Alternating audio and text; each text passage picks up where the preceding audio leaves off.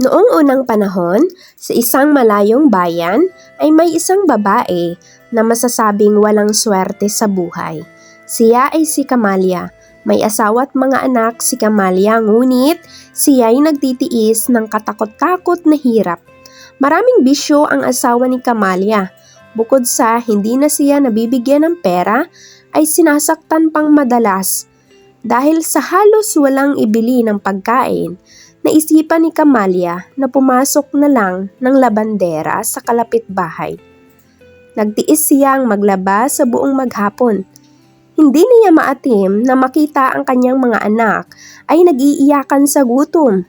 Nang malaman ng kanyang asawa ang paglalabandera niya ay palaging kinukuha ang kinikita niya. Yaoy inuubos lamang sa alak at sugal. Pag hindi naman niya ibinibigay ay sinasaktan siya. May mga kapitbahay na naaawa kay Camallia.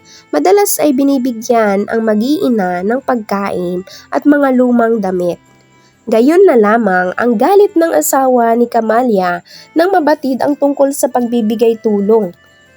Kundang ay ayaw nitong tatanggap ang asawa at mga anak ng anumang tulong sa mga kapitbahay. Pinagsabihan si Camallia na pag tumanggap pa ng mga bagay na bigay ng kanilang kapitbahay ay siguradong masasaktan siya.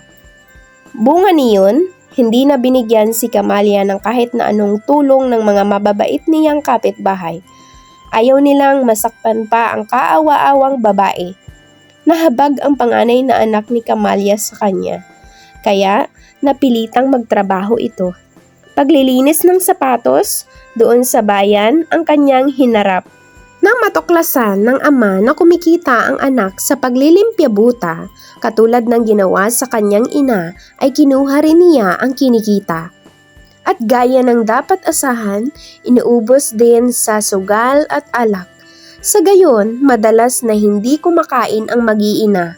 Dahil sa patong-patong na kahirapan at labis na panghihina, dala ng kakulangan sa sustansyang kailangan ng katawan, nagkasakit si Camallia. Hindi nagtagal ay namatay siya. Bago nalagutan ng hininga ang kahabag-habag na si Camallia ay may nasabi sa mga anak. Ang bangkay ni Camallia ay inilibing sa likuran ng kanilang bahay. Hindi nagtagal, may tumubo roon isang halamang ang bungay mapupula. Nagtaka ang lahat sa nasabing halaman, at nang kanilang subukang tikman ang bunga, ay nasarapan sila.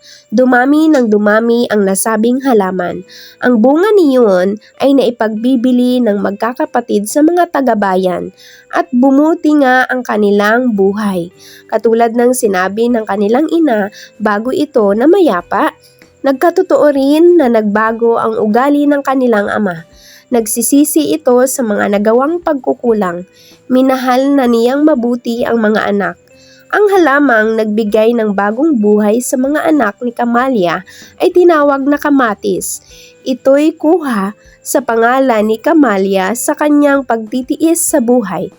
Camallia, pagtitiis.